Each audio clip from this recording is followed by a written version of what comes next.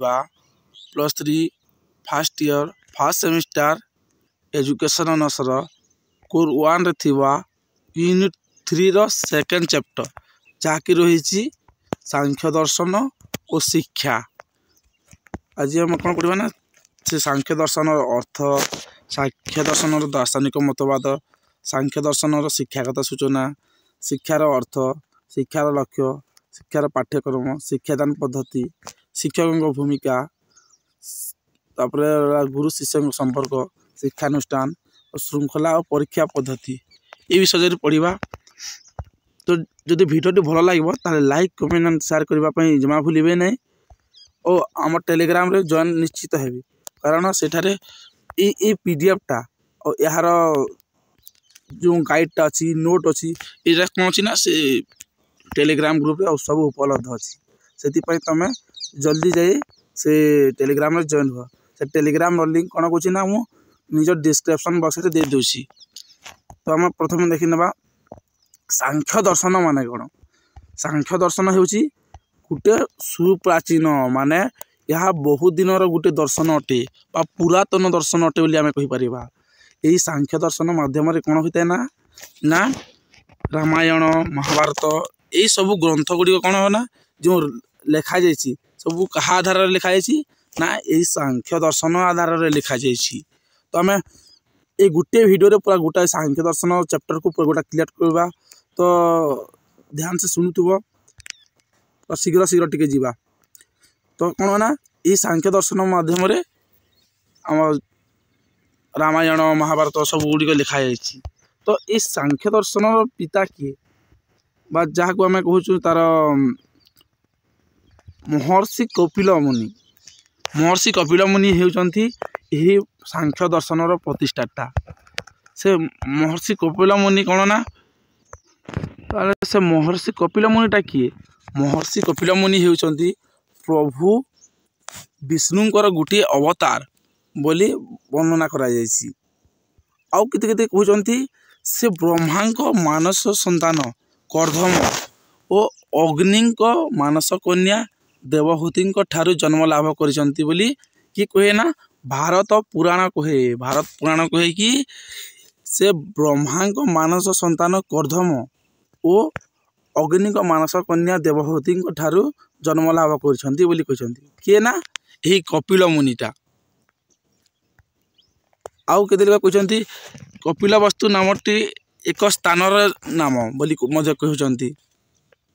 तो यही सांख्य दर्शन विस्तार क्षेत्र में क्यों क्यों मनकर ना अच्छे मैंने देखने आम सांख्य दर्शन विस्तार क्षेत्र में कपिल मुनि किए ना कपिल मुनि शिष्य तार नाम हूँ असुरी और असुरी शिष्य किए ना यहाँ पंच शिखाचार्य ये ना मैंने टे मन रख यहाँ से इम्पोर्टाट नुहे किंतु टे ना मैंने मन रख। आउ कि अच्छी आम देखी ना तापर अच्छी देख गौड़पाद गोटे ना मन रख। गला जे यहाँ अनिरुद्ध ये ना मैंने कौन मन रख तुम किंतु यहाँ एत इम्पोर्टाट नुहे।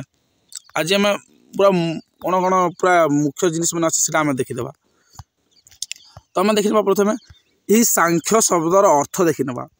सांख्य शब्दर अर्थ माने कौन ना ये सांख्य शब्दटी ये सांख्य नुहे ये संख्या हे। सांख्य शब्दटी संख्या शब्द उत्पन्न।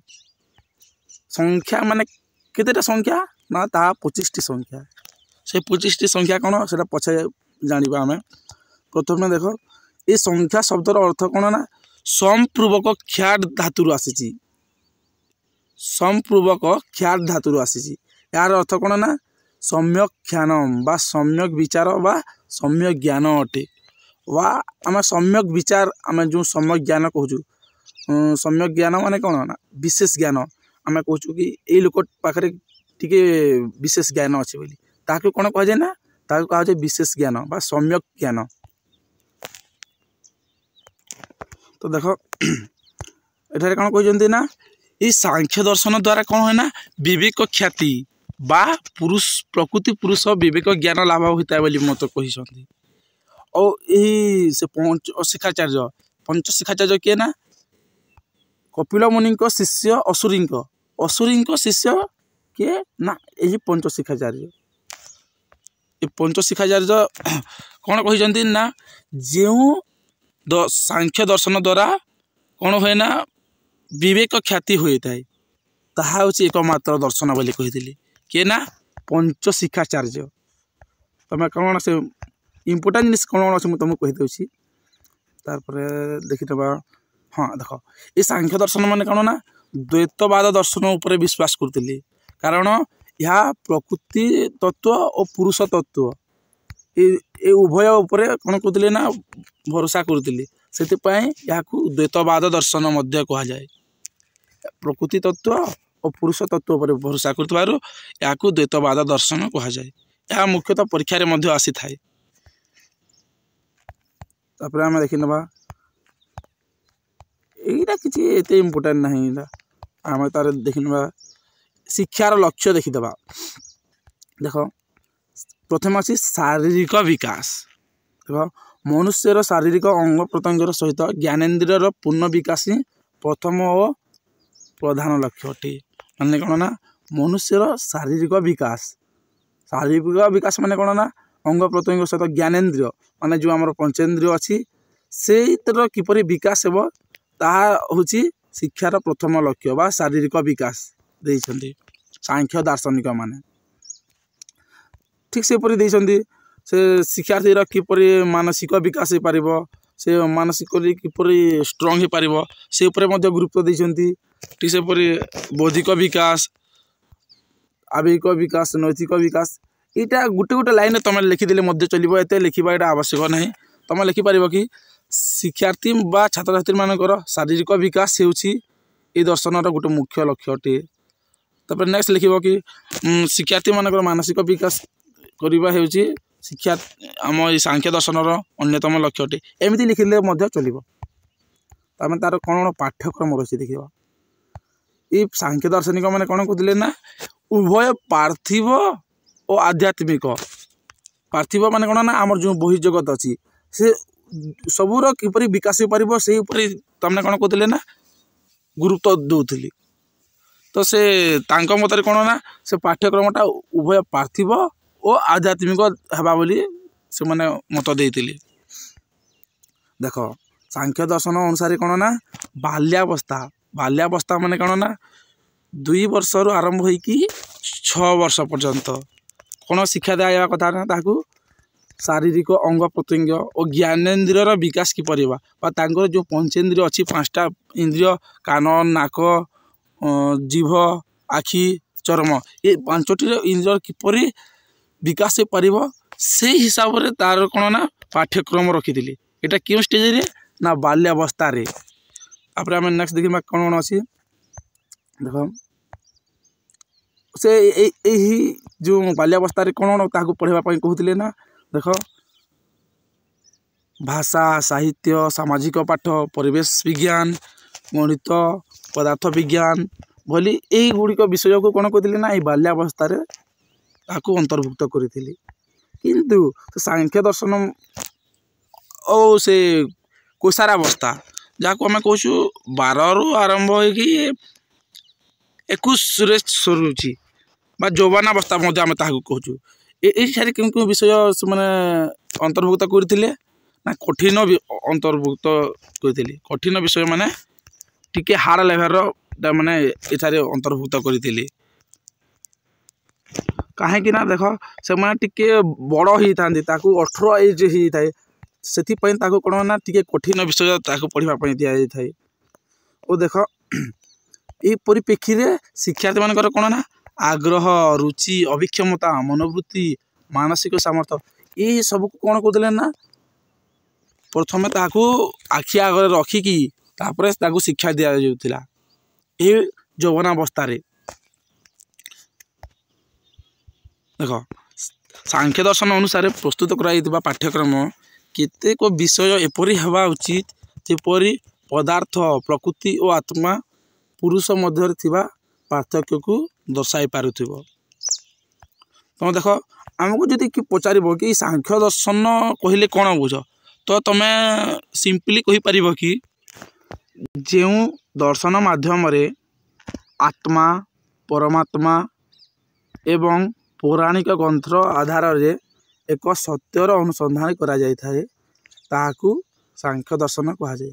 एपरि मध्य तुम लिखिपार और किसी तुम मन में तुम लिखिपार इच्छा अच्छी तो तापर आम कौन देखा तार शिक्षादान पद्धति कौन रही। तो देख शिक्षादान पद्धति कौन रही ना देख सांख्य दर्शन अनुसार बाह्य और आभ्यंतरीण उत्स दुई गोटी द्वारा ज्ञान आहरण कर किए ना शिक्षक शिक्षार्थी को उभय बाह्य माने से बाहर शिक्षा मत दे पारे और आभ्यंतरीण तार अंतर्निहित बा शिशुर जो भीतर अच्छी से विषय में शिक्षादान दि जाए। तो ये शिक्षादान पद्धति कौन अच्छी ना तीनोटी पद्धति मुख्यतः अच्छी। प्रथम अच्छी कौन ना प्रत्यक्ष पद्धति बा डायरेक्ट मेथड, तापर अच्छी सिद्धांत पद्धति बा इन्फ्रेंस मेथड, नेक्स्ट अच्छी कौन ना कथा पद्धति बा वर्ड मेथड। तो आम प्रथम देखा प्रत्यक्ष पद्धति। प्रत्यक्ष पद्धति माने कौन यही प्रत्यक्ष पद्धति कौन होता है ना शिशु डायरेक्टली शिक्षा ग्रहण करता है। माने किपरि देख ताकू डायरेक्ट शिक्षा दि जाए माने तार इंद्रिय माध्यम ज्ञान आहरण करता है। जो तार पंचेन्द्रिय अच्छी से तार डायरेक्टली देखिए तार आखि जो पंचेन्द्रिय अच्छी से पंचेन्द्रिय द्वारा जो शिक्षा ग्रहण कर तो कौन होता है ना ता से शिक्षणटा दीर्घस्थायी होता है और फलप्रद होता है। से वर्ड मेथड सॉरी यही डायरेक्ट मेथड को कौन कर गुरुत्व देते माने से कौन कर ना तार पंचेन्द्रिय माध्यम ज्ञान आहरण कर। यहाँ बहुत किसी लिखी किंतु मुझे तुमको सर्टकट लिखी नौची। तापर अच्छी सिद्धांत पद्धति। सिद्धांत पद्धति माने कौन ना तुम जब पूर्वर सिद्धांत हो से शिक्षा को जब ग्रहण कर तुमको कह सिद्धांत पद्धति। आम देख कहीपर कि जिते बेले पूर्व अर्जित ज्ञान को आधार करी नूतन ज्ञान आहरण करा जाए ताहाकू सिद्धांत पद्धति कहा जाए। माने देख सिद्धांत पद्धति माने कौन ना तुम देख पूर्वर अर्जित ज्ञान माने तुम 1-2 क्लास रे पढ़ीच से जोग विजोग फेड़ान गुणन ये सब पढ़ीच किंतु ताहाकू जदि आधार करी ये सब को लेकिन जदि आम 10 क्लास बा +3 रे पढ़ा से कौन पढ़ा ताकू सेट पढ़ा कि ट्रिगोनोमेट्री पढ़ा ये सब जो पढ़ा ना ये सब को आधार कर पढ़ा माने सेठारे मध्य कैलकुलस अच्छी। तो ये सब को आधार कर जब आम पढ़ा तो ताहे कह सिद्धांत पद्धति। माने जब आम ये हरण गुणन जब जानी नथिबा तो सेपरी से केमिति करिबा +3 पाठ को केमिति कंप्लीट करिबा से त्रिकोणमिति थिबो से बीजगणित बहुत किसी थी से आम किपर सल्व करवा। तो आम पूर्वर अर्जित ज्ञान को आम कौन कर आधार करी नूतन ज्ञान आहरण करूँ। तो यहाँ कहुए सिद्धांत पद्धति। तापर नेक्स्ट अच्छी वार पद्धति बा कथा पद्धति। यही कथा पद्धति माध्यम कौन ना विज्ञ पंडित बा जो ज्ञानी गुणी लोक अच्छा कि गुरु आम कहीपर जो से मैंने कौन करती ना से श्लोक है कि आउ किसी गुड़िक से भगवत गीता से मैंने जहाँ जहाँ कहीकि पढ़ाऊले तो से मैंने कौन करते ना सब निजे मन रखिकी से कथा को शुणिकी मन रखुले कथा को जो शुणिकी मन रखुले से कहुला कथा पद्धति। नेक्स्ट आम पढ़ा कौन ना शिक्षकर भूमिका। शिक्षक भूमिका देख रोल ऑफ टीचर आम देखी ना तत्कालीन समय रे गुरु को कणा प्रोसेप्टर बा कण कना आचार्य बोली कह जाउतला। प्रचलित समय तत्कालीन समय माने जो से सांख्य दर्शन जिते उत्पत्ति होता से समय रे से माने गुरु को कौन बोली अभिहित करुले ना आचार्य बा प्रोसेप्टर बोली कहते। सांख्य दर्शन अनुसार गुरु कौन ना एकाधार से माने आदर्शवादी विश्वस्त उदार स्नेहशील निस्वार्थपर शिष्यवत्सल आत्मज्ञान और उच्च व्यक्ति संपन्न हवा उचित। माने कौन ना देख से मैंने आदर्शवादी माने ईश्वर को भरोसा करुवे उदार से शिक्षार्थी व शिष्य मान मैंने उदार करुवे स्नेह करुवे पूरा निस्वार्थ भाव से शिक्षक ए गुड़िक जिनिस हवा उचित बोली प्रथम से कहते। देख तत्कालीन समय गुरुकुल कौन थी ना आवासिक थिला।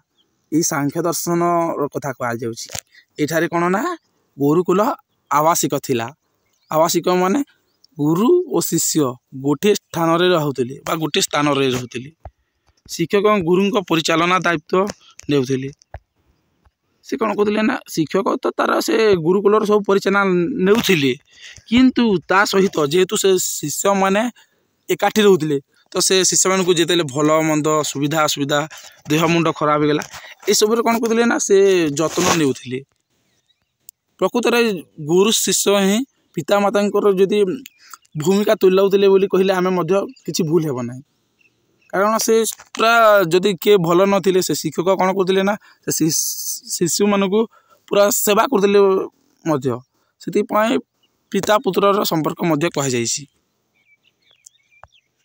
आम देखी ना ये सब किसी ये देख गुरु शिष्य संपर्क जीपरिक अच्छी पिता पुत्र पर संपर्क अति निबिड़ थिला ये सब किसी टिके इम्पोर्टाट ना किंतु आम देखी ना प्रथम कौन अच्छी ना श्रृंखला श्रृंखला माने कौन ना माने किपर श्रृंखला को अधिक गुरुत्व देउथिले ना जोग दर्शन श्रृंखला को अधिक गुरुत्व देउथिले जो देख शिष्य शिष्या माने भावना कथन एवं कार्य क्षेत्र में सुनियंत्रित होगा उचित बा से माने श्रृंखला होगा उचित देख एथि सहित शिष्य मैंने कौन कर सत्य कहवा अहिंसा अभ्यास करवा कहार किसी द्रव्य को से माने चोरी न करवा धन ठुल न करवा जमा कर न करवा ये सब को कौन करते ना ये सब नीति नियम को से मानिकी चलुले ये सब को जो मानिकी चलुले तो जोग दर्शन अनुसार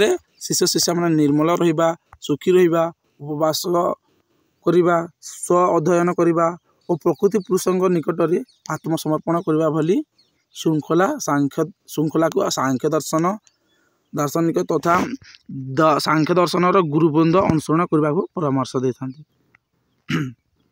यही समस्त नीति नियम को माने शिष्य शिष्या माने भावना कथन कार्य दृष्टिकोण अत्यंत सुनियंत्रित हवा और श्रृंखलित होता जहाँकि एक काम्य कहले किसी भूल हेब ना माने ये माने किसी नीति नियम को मानिकी चलुले माने कहार द्रव्य किए चोरी न करवा धन ठुल न करवा ये से कौन ना नियम को पालुले और से गुरु को आगे किपर आत्मसमर्पण करेंगे से पली कथा को से मानिकी चलुले और श्रृंखला रोते आज आम कौन पढ़ले ना पूरा सांख्य दर्शन पूरा चैप्टर को क्लीयर पढ़ी जदि वीडियो भल लगी लाइक कमेंट एंड शेयर करने जमा भूलें ना और प्लेलिस्ट को निहाती फॉलो करेंगे कारण जदि प्लेलिस्ट को तुम जब फॉलो न कर क्यों वीडियो अपलोड कर तुम जापर ना तो निश्चय फॉलो कर नेक्स्ट वीडियो आउ किसी पढ़ा से पर्यंत रोची धन्यवाद।